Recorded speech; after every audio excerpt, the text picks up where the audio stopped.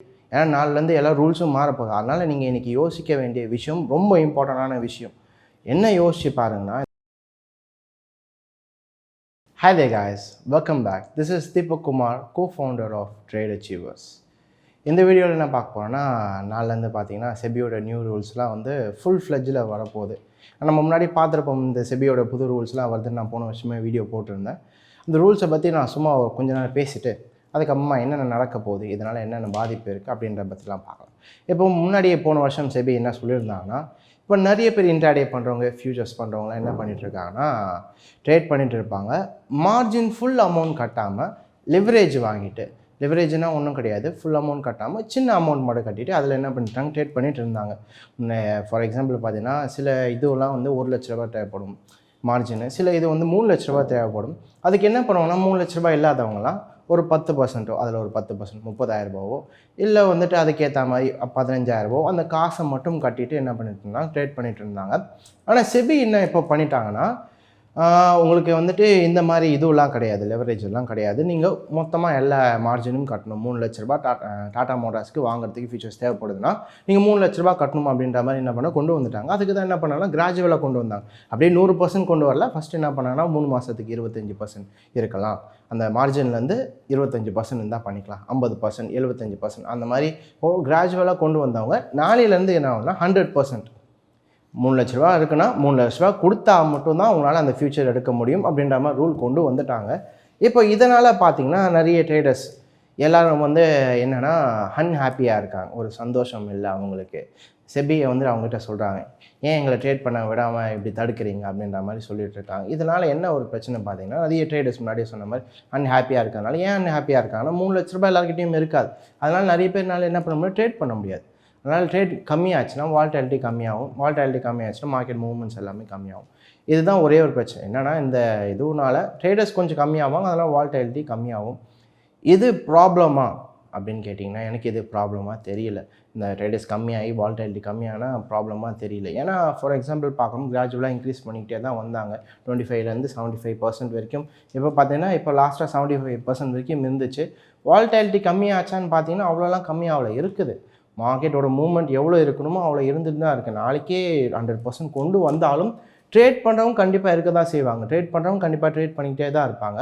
இதில் இந்த காசு கம்மியாக இருக்கிறவங்க என்ன யோசிப்பாங்க, நிறையோட மென்டாலிட்டி எப்படி இருக்குது, கொஞ்சம் காசு போட்டு நான் அதிகமாக ப்ராஃபிட் பண்ண போகிறேன் அப்படின்றவங்களுக்கு மட்டும்தான் இது பிரச்சனை. இந்த ட்ரேடர்ஸ் நிறைய எல்லா சைட்லேயும் கொடுக்குறது என்னென்னா, ட்ரேடர்ஸ் வந்துட்டு ஆங்க்ரியாக இருக்காங்க செபி மேலே. சரி, ஓகே, எனக்கு தெரிஞ்சு இந்த ரூல்ஸ் பார்த்தீங்கன்னா அந்த ட்ரேடர்ஸ்க்கு ஒரு நல்ல நியூஸ் தான் சொல்லுவேன் தவிர அது கெட்ட நியூஸாக நான் சொல்லவே மாட்டேன். ட்ரேடர்ஸ்க்கு ஒரு அல்டிமேட்டான ரூல்ஸ். ஏன் அப்படின்னு நான் சொல்கிறேன்னா, இப்போது இதனால் நாளைக்கு என்ன இதுவாகும்னா, ட்ரேடர்ஸ் நிறைய பேர் ட்ரேட் பண்ணாமல் இருக்கிறதுனால நிறைய பேரை வந்து லாஸ் பண்ணுறதை அவங்களால தடுக்க முடியும். ஏன்னா ட்ரேடர்ஸ்னு நம்ம வாய்க்கிலேயே சொல்கிறோம், நான் ட்ரேடரு. ஏன்னா எக்ஸாம்பிள் பார்த்தீங்கன்னா, ஒரு ட்ரேடர் வந்து என்கிட்ட வந்து சொன்னார், சார் நான் 10 வருஷமாக ட்ரேட் பண்ணிட்டுருக்கேன், இப்போ செபி ரூல்ஸ் கொண்டு வந்ததுனால மார்க்கெட் வந்து ஒரு ட்ரேடரை இழக்குது, ஒரு 10 வருஷமாக ட்ரேட் பண்ண ஒரு ட்ரேடரை மார்க்கெட் இப்போ இழக்க போகுது, நான் இனிமேல் ட்ரேட் பண்ண மாட்டேன் அப்படின்ற மாதிரி சொன்னார். சரி, ஓகே அப்படின்ற மாதிரி நான் அவர்கிட்ட ஒரே ஒரு கொஸ்டின் தான் கேட்டேன். சரி, ஓகே சார், 10 வருஷமாக ட்ரேட் பண்ணுறீங்க, கரெக்டு தான், ஆல்ரைட், ஒன்றும் ப்ராப்ளம் இல்லை. 10 வருஷமாக ட்ரேட் பண்ணுறீங்களா, எத்தனை வாட்டி பே அவுட் எடுத்தீங்க, எத்தனை வாட்டி நீங்கள் ப்ராஃபிட் பண்ணி உங்கள் காசை வெளில எடுத்தீங்கன்னு கேட்டேன். சைலண்ட் ஆகிட்டார். அதுக்கப்புறமா யோசித்து பார்த்துட்டு சொல்கிறாரு, 2 வாட்டி எடுத்துருக்கேன் சார். 10 வருஷத்தில் அவர் ட்ரேட் பண்ணி ப்ராஃபிட் பண்ணி எடுத்தது வெளில எத்தனை வாட்டி எடுத்தார்னா 2 வாட்டி தான் எடுத்தார். அப்போ அவருக்கெல்லாம் இதெல்லாம் பார்த்தீங்கன்னா நல்ல ரூல் தான். நீங்கள் லாஸ் பண்ணாமல் இருக்கிறதுக்கு செபி என்ன பண்ணியிருக்காங்க, இது ஒரு நல்ல ரூல் தான் கொண்டு வந்திருக்காங்க. ட்ரேட் பண்ணி லாஸ் பண்ணாதீங்க, என்ன பண்ணிக்கோங்க, அதுக்கு பதிலாக இன்வெஸ்ட்மெண்ட் பண்ணுங்கள். ட்ரேடிங் உங்களுக்கு அடி வாங்குறதுனால நீங்கள் என்ன பண்ணிக்கலாம், ஷேர்ஸ் வாங்கி இன்வெஸ்ட்மெண்ட் பண்ணிக்கலாம், ப்ராஃபிட் பண்ணிக்கலாம். செபி நல்ல விஷயம் தான் பண்ணியிருக்காங்க. ஆனால் அது ட்ரேடர்ஸ்க்கு தெரியாமல் என்ன சொல்கிறாங்கன்னா, ட்ரேடரை இழக்க போகுது செபி, ட்ரேடரை இழக்க போகிறாங்க இந்த மார்க்கெட்டு, அப்படிலாம் கிடையாது. நல்ல ஒரு ரூல் தான். என்ன கேட்டிங்கன்னா, சிம்பிளாக யோசிச்சு பார்க்கலாம். நம்ம நிறைய விஷயங்கள் சொல்கிறோம். நான் உங்களுக்கு இந்த வீடியோ முடிச்சுட்டு நான் உங்களுக்கு ஒரே ஒரு இது மட்டும் தரேன், எல்லோரும் யோசிச்சு பாருங்க. இப்போ யோசிக்கிறதுக்கான ஒரு டைம் தரேன். இந்த வீடியோ முடிச்சோடனே எல்லோரும் என்ன பண்ணுங்கள், யோசிங்க. எல்லோரும் எதுக்கு மார்க்கெட்டுக்கு வந்தோம், ப்ராஃபிட் பண்ணுறதுக்கு வந்தீங்களா இல்லை ட்ரேட் பண்ணுறதுக்கு வந்தீங்களா? இந்த வீடியோ முடிச்சுட்டு இந்த இதுவும் வந்து நீங்கள் யோசிச்சு பாருங்கள். நைட் இருக்குன்னா நைட் நீங்கள் தூங்குறதுக்கு முன்னாடி கம்பல்சரி ஏன்னா நாலுலேருந்து எல்லா ரூல்ஸும் மாறப்போகுது. அதனால் நீங்கள் இன்றைக்கி யோசிக்க வேண்டிய விஷயம் ரொம்ப இம்பார்ட்டண்டான விஷயம். என்ன யோசிச்சு பாருங்கன்னா, இந்த வீடியோ முடிச்சிட்ட பிறகு நான் எதுக்கு வந்தேன்? ப்ராஃபிட் பண்ணுறதுக்கு வந்தேனா இல்லை ட்ரேட் பண்ணுறதுக்கு வந்தேனா? ஏன்னா எல்லோரும் ப்ராஃபிட் பண்ணுறது தான் வந்தோம்.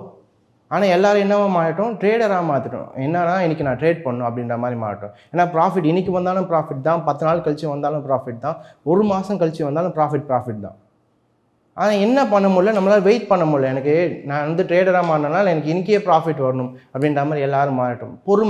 பொறுமை இழந்தாச்சு. அதுக்கான வீடியோலாம் நம்ம போட்டிருக்கோம். என்னென்னா பொறுமை இல்லைன்னா யாருனாலையும் ஒன்றும் பண்ண முடியாது மார்க்கெட்டில். நம்ம ஈஸியாக நினச்சிக்கிறோம்.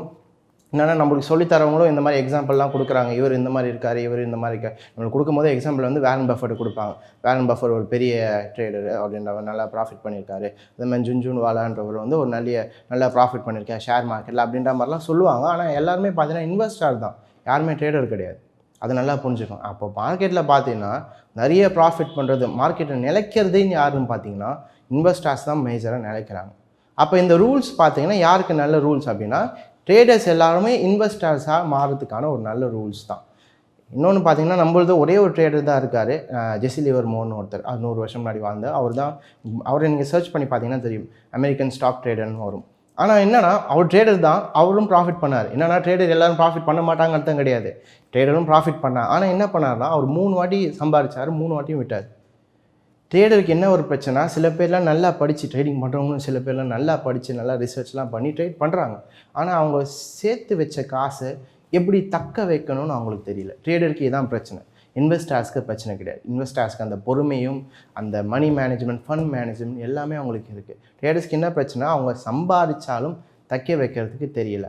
அதனால தான் செபி எனக்கு தெரிஞ்சு இது ஒரு நல்ல ரூல் தான். நீங்கள் வரி பண்ணிக்கணும் அவசியம் கிடையாது. எனக்கு தெரிஞ்சு எல்லாரும் நீங்கள் ட்ரேடர்லேருந்து இனிமேட்டு யாராக மாறலாம்னா இன்வெஸ்டர்ஸாக மாறுங்க. அதனால தான் நம்ம ட்ரேடர் சூஸில் நம்ம உங்களுக்கு பார்த்தீங்கன்னா ரெகுலராக பாஸ்ட் மந்த்ஸில் நம்ம டாப் 3 பிக்ஸ்லாம் கொடுத்துட்ருக்கோம்.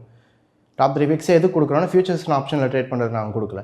எல்லாமே எது கொடுக்குறோம், ஷேர்ஸில் வாங்கி வைங்க. அது வாங்கி வச்சவங்களாம் தெரியும் எத்தனையோ % இன்றைக்கி உங்களுக்கு ப்ராஃபிட் வந்திருக்கும். என்னென்னா இது வந்து எதுக்கு நாங்கள் கொடுத்தோன்னா உங்களுக்கு ப்ரூவ் பண்ணுறதுக்கு.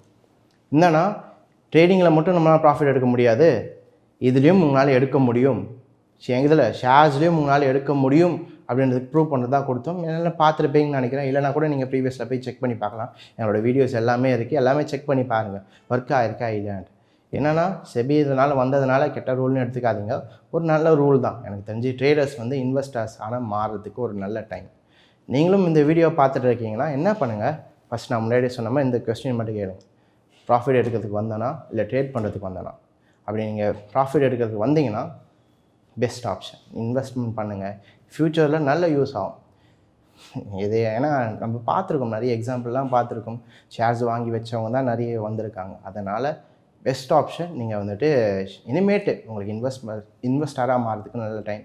சரி, இப்போது நம்ம சொல்கிறது மாதிரி நீங்களும் கற்றுக்கணும்னு நினச்சிங்கன்னா இதுக்காக தான் நம்ம ட்ரேடர் சூஸில் நம்ம லெசன்ஸ் எல்லாமே கோர்சஸ்லாம் எடுத்துகிட்ருக்கோம்.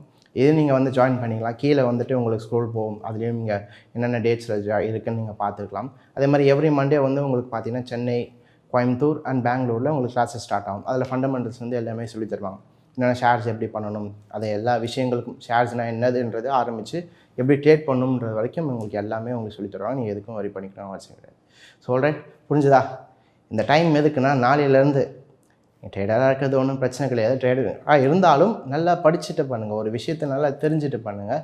அதே மாதிரி உங்களுக்கு சைக்காலஜியும் தெரியணும், சைக்காலஜி எப்படி கண்ட்ரோல் பண்ணணும்னு தெரியணும். ட்ரேடராக இருக்கிறது பிரச்சனை கிடையாது, உங்களுக்கு அந்த விஷயங்கள்லாம் தெரிஞ்சுன்னா இருங்க.